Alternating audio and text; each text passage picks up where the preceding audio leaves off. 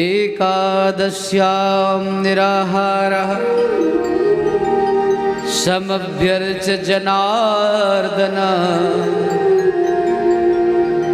दन्दाश्नातुं कालिन्द्यां द्वादश्यां शममाविशत। एकादश्यां निराहारः, एकादशी के दिन निराहार ही रहना चाहिए।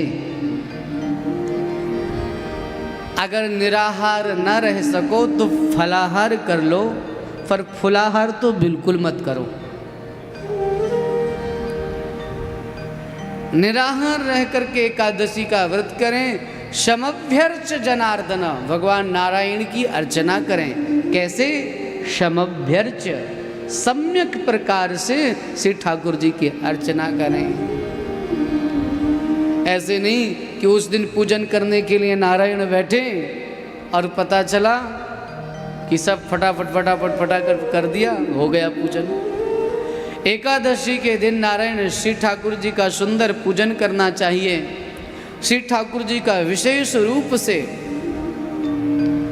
अगर हो सके तो अर्चन करते समय तुलसी दल से अर्चन कर लेना चाहिए। एक दिन पहले ही तुलसी को रख लो ला करके, और 108 तुलसी दल से शालिग्राम जी का पूजन करो। हाँ पवन जी, कितने से?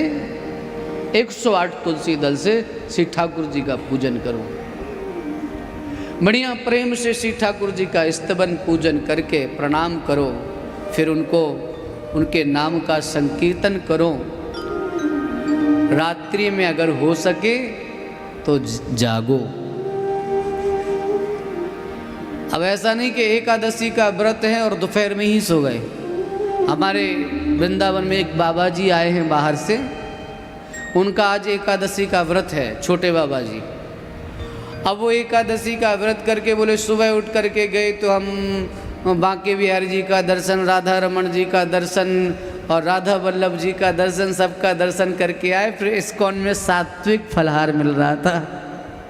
बोलो राधे राधे। तो नेक वाय ग्रहण कर लियो। नेक तो मैं कह रहा हूँ, वो तो अपने हिसाब से ग्रहण किया गया होगा। और फिर बोले क्या हुआ? फिर बोले लौटते हो 11 बजे तो कम्बल ओढ़ करके एकादशी के दिन अब आराम, फलहार का नशा, अब विश्राम किया जा रहा है। तो भैया एकादशी के दिन तो रात्रि में भी कम से कम 12 बजे तक जागना चाहिए। आप दोपहर में विश्राम कर रहे हो। दोपहर में एकादशी के दिन विश्राम करने से बचना चाहिए। 3 लोगों को छूट है, बालक, रोगी और वृद्ध। अगर कोई बालक है तो बालक सो सकता है, छोटा सा बच्चा है, और वृद्ध बूढ़ा व्यक्ति है, सो सकता है। और कोई रोगी है, उसको किसी भी प्रकार की बीमारी है और वो विश्राम करना चाहें तो कर सकता है। प्रेम से कहिए श्री राधे। अन्यथा सभी लोगों को जागरण करना चाहिए और प्रत्येक वैष्णव को एकादशी का व्रत रखना ही चाहिए। और कम से कम उन लोगों को तो रखना ही चाहिए जिन्होंने दीक्षा ली हो और उनके गुरुदेव का आदेश हो कि एकादशी का व्रत करो तो करना चाहिए, क्योंकि सबका अलग अलग रहता है। किसी के लिए एकादशी का व्रत बताया जाता है, किसी के लिए प्रदोष का व्रत बताया जाता है। तो शिव भक्त जो हैं वो प्रदोष का व्रत करते हैं। जो प्रदोष है उसका व्रत करते हैं, उनके लिए वह एकादशी के समान ही है।